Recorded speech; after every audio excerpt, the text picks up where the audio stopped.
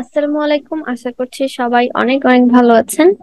আমি জিনিয়া চলে আসলাম নতুন আরেকটি ভিডিও নিয়ে। আজকের ভিডিওতে আমরা শিখব টিস্যু ব্যাগ কিভাবে ডিজাইন করতে হয়। গত ভিডিওতে আমরা শ্যাম্পু প্যাকেট ডিজাইন করতে শিখেছিলাম। আজকের ভিডিওতে আমরা টিস্যু ব্যাগ ডিজাইন করব। তো যেহেতু এটা লোকাল অর্ডার, তো এই ব্যাগের ডিজাইন গুলো কিন্তু সাধারণত ইন্টারন্যাশনাল ডিজাইনের সাথে ম্যাচ করলে হবে না। তো যাই হোক, আমরা শুরু করে দিচ্ছি আজকের প্রজেক্ট। আর আপনি যদি আমার চ্যানেলে নতুন হয়ে থাকেন, প্লিজ আমাদের চ্যানেলটা সাবস্ক্রাইব করে ফেলুন। আর যদি আমাকে ইন্সপায়ার করতে চান, ভিডিওতে একটি লাইক দিয়ে দিন। কারণ যত বেশি লাইক সাবস্ক্রাইব হবে, আমার তত বেশি ভিডিও ক্রিয়েট করতে ভালো লাগে, যেটা আসলে আপনাদের হেল্পফুল হয় বা আপনারা ভিডিওগুলো দেখে উপকৃত হতে পারেন। তো আশা করি আপনারা চ্যানেলটা সাবস্ক্রাইব করে ফেলবেন। কথা না বাড়িয়ে এখন আমরা কাজে চলে যাচ্ছি। তো আমি শুরুতে একটা পেজ ক্রিয়েট করে নিয়েছি। এই পেজের সাইজ হচ্ছে 7x5 ইঞ্চি। এখানে আমি যদি আর্টবোর্ড টুলে ক্লিক করি, দেখুন উইডথ হচ্ছে 5, হাইট হচ্ছে 7 ইঞ্চি। আমি এখান থেকে শুরুতেই হোয়াইট কালার একটা ব্যাকগ্রাউন্ড দিয়ে নিচ্ছি। অবশ্যই এটা দেওয়াটা ম্যান্ডেটরি না, তবে আমি এটা দিতে স্বাচ্ছন্দ্য বোধ করি। আমি এখানে ব্যাকগ্রাউন্ডটা ক্রিয়েট করে ফেললাম। এটাকে আমি সেন্টারে করে দিচ্ছি। প্রয়োজনে আমি কন্ট্রোল 2 প্রেস করে লক করে দিচ্ছি। ক্লায়েন্ট আমাকে কিছু স্যাম্পল দিয়েছিলেন, সেই স্যাম্পল অনুযায়ী আমি কিছু ডিজাইন করেছি, কিছু আমাকে নিজে থেকেই ডিজাইন করতে হয়েছে। তো আমি এরকমই একটা ইউনিক ডিজাইন আপনাদের সামনে আজকে শেয়ার করছি। শুরুতে আমি এখানে দুই পাশে মার্জিন ক্রিয়েট করব। সো মার্জিন ক্রিয়েটের অনেকগুলো স্টেপ থাকতে পারে, অনেক ধরনের সিস্টেম থাকতে পারে। আপনি আপনার সুবিধা মতো যে কোনো সিস্টেম ফলো করতে পারেন। তো এখানে দেখুন আমি একটা রেক্টেঙ্গেল নিয়েছি, এটাকে আমি অ্যালাইন করে দিলাম। দেন কন্ট্রোল প্রেস করে রুলার নিয়ে আসলাম। এবার দুই সাইডে দুইটা রুলার দিয়ে দিচ্ছি। এবারে ব্যাকগ্রাউন্ডটা আমি ডিলিট করে দিচ্ছি, আর এই দুইটা রুলারকে কন্ট্রোল 2 প্রেস করে লক করে দিলাম। এখন আমার ডানে বামে কিন্তু মার্জিনটা একদমই সমান আছে। কাজ করলে বা ডিজাইন করলে দেখতে এটা সুন্দর লাগে। তো ফার্স্টে আমি টাইপ টুলে ক্লিক করে এখানে আমি বাংলা লিখতে চাচ্ছি। তো ইংলিশে অনেক সময় অনেক ডিজাইন করা হয়, বাংলাতেও করি, দুইটা মিলিয়েছিলি আসলে। ক্লায়েন্ট যেরকম চাবে সেই অনুযায়ী আমরা মূলত কাজগুলো করে থাকি। তো এখানে দেখেন আমি এক একটাতে এক একটা আলাদা টাইপ টুল নিয়ে করছি। এটা স্পেশাল কোনো কারণ নেই, এমনিতেই করলাম। তো আমাদের মেইন টেক্সট গুলো আমরা আগে লিখে নিচ্ছি।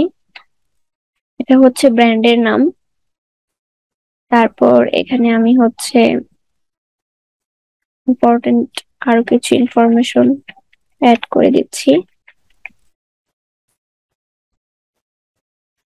আজকের ভিডিওটা হয়তোবা একটু লং হবে, আর ভিডিওটা আমি চেষ্টা করব স্পিড না বাড়িয়ে দেখানোর জন্য, তাহলে আপনারা অনেক জিনিস ভালো মতো শিখতে পারবেন। যে জায়গায় মনে হবে যে স্পিড বাড়ানো দরকার, সেখানে স্পিড বাড়াবো, আর যেখানে মনে হবে না সেখানে বাড়াবো না। আচ্ছা, এখানে আমি কিন্তু ডেমোর নাম এন্ড ইনফরমেশন গুলা ইউজ করছি, কারণ হচ্ছে কারণ দেখা যায় নাম্বার গুলো আসলে পাবলিক শেয়ার করা তো ঠিক হবে না, তাই না? তো এখানে আমি নাম্বার জেনারেট করে নিলাম একটা, প্র্যাকটিসের জন্য বা আপনাদের দেখানোর জন্য। ফাইনালি এখানে আমি তাদের সার্ভিস গুলো উল্লেখ করতে চাচ্ছি। সো সার্ভিসের টেক্সটটা আমি একটু স্পিডে আপনাদের দেখাচ্ছি, কারণ হচ্ছে এটা খুব বড় একটা টেক্সট। অনেকে আমাকে প্রশ্ন করেন যে আসলে আহ এই কাজগুলো আসলে কিভাবে আমরা কালেক্ট করি বা কিভাবে আসলে পাই। মূলত হচ্ছে কি, আপনি সবসময় আপনার কাজগুলো আপনার সোশ্যাল মিডিয়া শেয়ার করবেন। দেন হচ্ছে দেখা যাবে আপনার পরিচিত যারা আছে, বিভিন্ন সময় তাদের প্রয়োজন হতে পারে, অথবা তারা যে অফিসে আসলে কাজ করছে সেখানে অনেক সময় যখন দরকার হবে এরকম কোনো ডিজাইনার, তখন আপনার সাথে যোগাযোগ করবে। হ্যাঁ, এভাবেই মূলত আসলে কাজগুলো পাওয়া হয়। তাছাড়া আরো অনেক সিস্টেম আছে, বিভিন্ন গ্রুপে অনেকে শেয়ার করে, সেখান থেকে কাজ কালেক্ট করা যায়। তবে সোশ্যাল মিডিয়ায় ট্রাস্টেড কাজ পাওয়াটা একটু টাফ, আপনি যদি সরাসরি কারোর সাথে কথা বলেন। আর কেউ যদি আপনাকে এসে কাজ দেয়, আমার মতে সেটাই ঠিক আছে। হ্যাঁ, তবুও সতর্কতা অবলম্বন করা ভালো। সবসময় চেষ্টা করবেন কাজ করার ক্ষেত্রে, যদি ক্লায়েন্ট ডেমো দিতে বলে বা কাজ মানে আগে রেজাল্টটা দেখতে চায়, তাহলে ওয়াটারমার্ক আকারে ডিজাইনটা দিবেন। মাঝে মাঝে তাতে অনেকের পছন্দ হয় না। চেষ্টা করবেন আগে আগেই 50% পেমেন্ট নিয়ে দেন কাজ করার, সাধারণত আমি যেটা করি আর কি। আবার কখনো কখনো যদি ট্রাস্টেড কেউ হয়, সেক্ষেত্রে আমি দেখা যায় পেমেন্ট পরে নেই। এক এক ক্ষেত্রে এক এক রকম। এখন আমি এখানে হচ্ছে একটা অ্যাড্রেস জুড়ে দিচ্ছি। এই অ্যাড্রেসটাও আমি ডেমো অ্যাড্রেস ইউজ করেছি। আপনারা যখন কোনো কাজ যদি এরকম হয় যে এভাবে ভিডিও বা কোনো মাধ্যমে কারোর সাথে শেয়ার করবেন, রিয়েল অ্যাড্রেস বা ইনফরমেশন গুলো দিবেন না। এগুলো সমস্যা হবে অনেক সময়। ইন্টারন্যাশনাল ডিজাইন অনেকে আসলে ইনফরমেশন শেয়ার করে ফেলে, তখন দেখা যায় তারা আসলে বিভিন্ন প্রবলেমের সম্মুখীন হয় আর কি। তো এটা না করাই ভালো। তো আমার অ্যাড্রেস লেখা শেষ মোটামুটি। আমি এখানে খুব বেশি টেক্সট ইউজ করব না। আমি হচ্ছে এই সবগুলা সিলেক্ট করে সুতন্নি ফন্টটা ইউজ করছি। সুতন্নি ওএমজে এই ফন্টটা আমি দিলাম। এখানে আরিয়ান ফন্টটাতে আমি স্পেশাল কিছু ফন্ট দিতে চাচ্ছি, যেমন আমি এখানে শকুন্তলা ইউজ করতে পারি, সরি।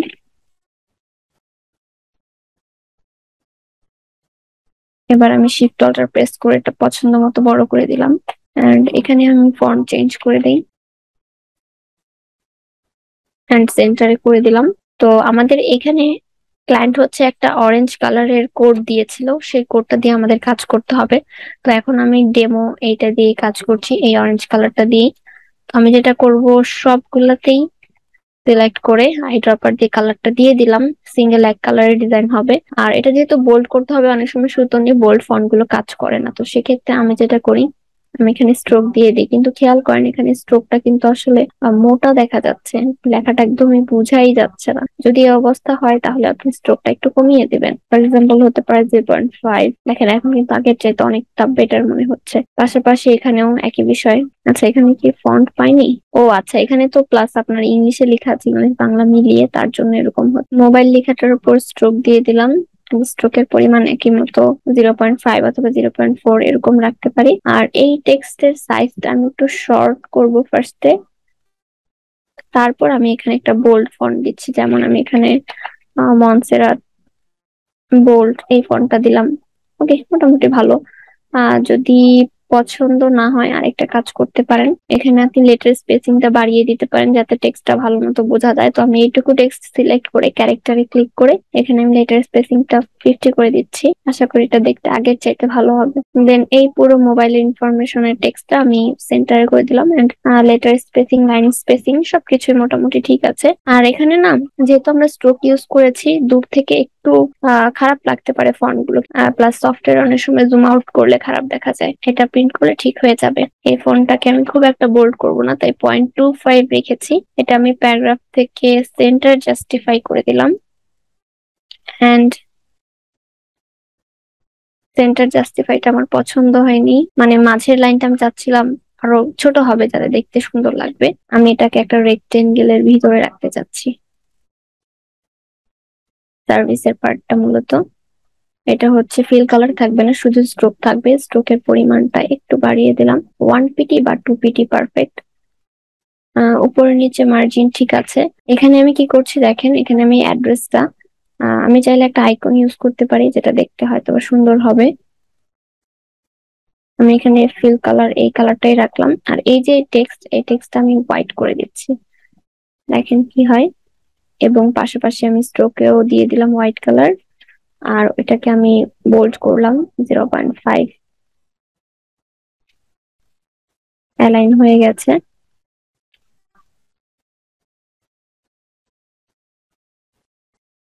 এখানে স্ট্রোকটা বেশি আছে, স্ট্রোকটা কমিয়ে দিচ্ছি 0.25। হ্যাঁ, এটাই ঠিক আছে। যদি আইকন বসাতে চান এই জায়গাটাতে বসাতে পারেন। ওকে, এগুলোও ঠিক আছে, এখানেও ঠিক আছে। তো দেখেন এইটুকুই কিন্তু একটা ডিজাইন হতে পারে, তবে আমার ক্লায়েন্ট চাচ্ছিল আরো কিছু ডিজাইন এখানে ইনক্লুড করার জন্য।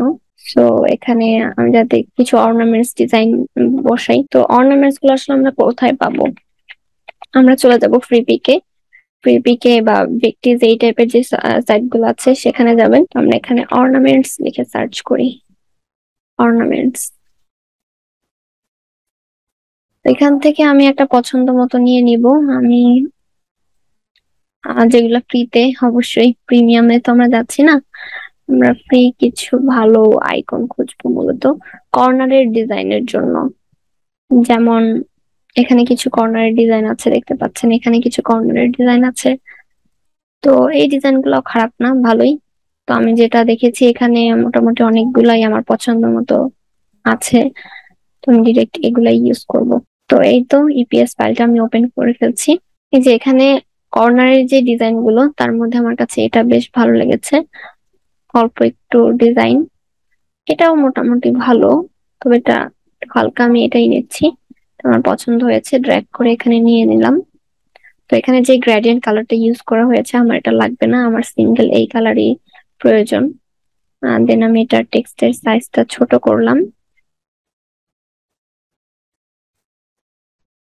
এই দুইটা সিলেক্ট করে আমি সাইজটা শর্ট করে দিলাম। খেয়াল করেন এখানে কিন্তু আমি কিছুটা রুলারের বাইরে চলে গেছি, ইচ্ছা করে গেলাম। আমি আসলে যেটা করতে চাচ্ছি হয়তো বা এভাবে পারফেক্ট হবে, তাই এবার আমি ওর সাইজটা একটু শর্ট করছি। করে ক্লিক করে বাই কর্নার থেকে শিফট প্রেস করে ছোট করে নিলাম। এটাকে এখন আমি সিলেক্ট করে রাইট ক্লিক করে ট্রান্সফর্ম থেকে রিফ্লেক্টে যাচ্ছি, ভার্টিক্যালি এটা আমি কপি করে দিলাম। তো শিফট প্রেস করে এটা আমি একদম রাইট সাইডে নিয়ে আসছি। আর যেহেতু আমি একটু রুলারের বাইরে আনার চেষ্টা করেছি, তো তাই এরকম রাখলাম। এখন আমি এই দুইটা সিলেক্ট করে কন্ট্রোল জি প্রেস করে গ্রুপ করলাম, দেন অ্যালাইন করে দিলাম যাতে দুই পাশে সমান রয়ে গেল। এবার আমি এখানে একটা রেক্টেঙ্গেল ক্রিয়েট করব। আমি চাইলে এখানে লাইনও বানাতে পারি, তো আমি এখানে লাইন বানাচ্ছি না, আমি এখানে একটা রেক্টেঙ্গেল ক্রিয়েট করলাম।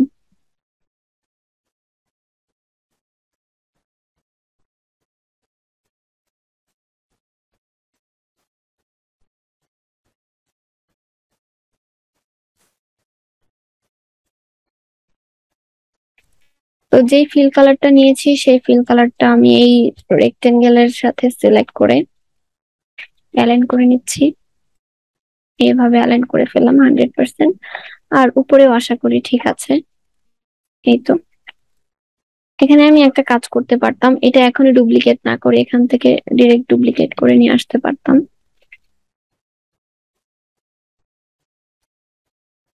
এখন সব দিকেই ঠিক আছে। আর রুলার গুলো আমাদের এখন আর লাগবে না, আমি এই দুইটা রুলার ডিলিট করে দিচ্ছি। তো এবার আমি এখানে আরো কিছু শেপ নিয়ে আসবো। যেমন আমি এই ডিজাইনটা নিচ্ছি,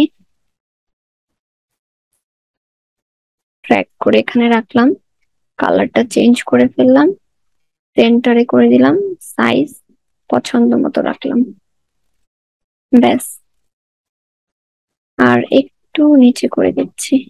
আসলে ফার্নিচার তো এই জন্য আমাকে এরকম ডিজাইন করতে বলা হয়েছে। দেন এখান থেকে আরো কিছু ডিজাইন নিচ্ছি আমি। এখানে ফার্নিচার টেক্সটের পরে একটা ডিজাইন বসালাম। এই ডিজাইনের সাইজটা একটু শর্ট করেছি আর কি, এটার সাইজটা কিন্তু একটু বড়।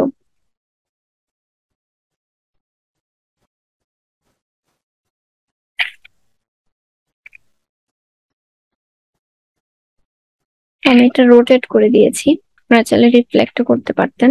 ওকে, তো মোটামুটি চলবে, খুব একটা খারাপ হয়নি, হয়ে গেছে। এবার আমরা যেটা করব, আমরা হচ্ছে এটাকে মোকআপে বসাবো। তো এভাবে আমরা সাধারণত টিস্যু ব্যাগ গুলো ডিজাইন করে থাকি। তাছাড়া আমি আপনাদেরকে স্ক্রিনে আরো কিছু টিস্যু ব্যাগের ডিজাইন দিয়ে দিব। তো এটা মোকআপে বসানোর পর কেমন দেখা যাচ্ছে সেটা আপনাদের সাথে শেয়ার করছি।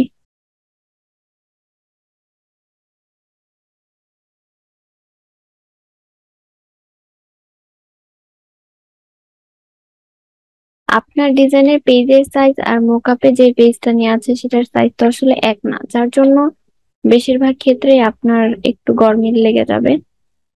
তো সেক্ষেত্রে আপনি আপনার ডিজাইনটাকে অ্যারেঞ্জ করে নেবেন, কারণ মোকআপটা তো আসলে প্রিন্ট হচ্ছে না, এটাকে একটু পছন্দ মতো চেঞ্জ করাই যায়, ঠিক আছে?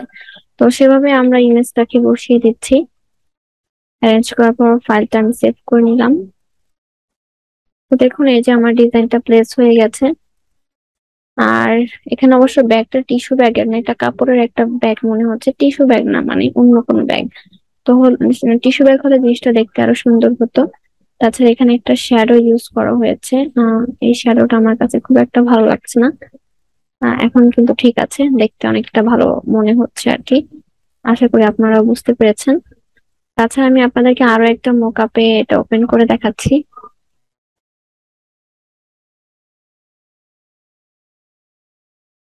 তো এখানে আমরা আরেকটা মোকাপের মধ্যে বসালাম আমাদের ডিজাইনটাকে।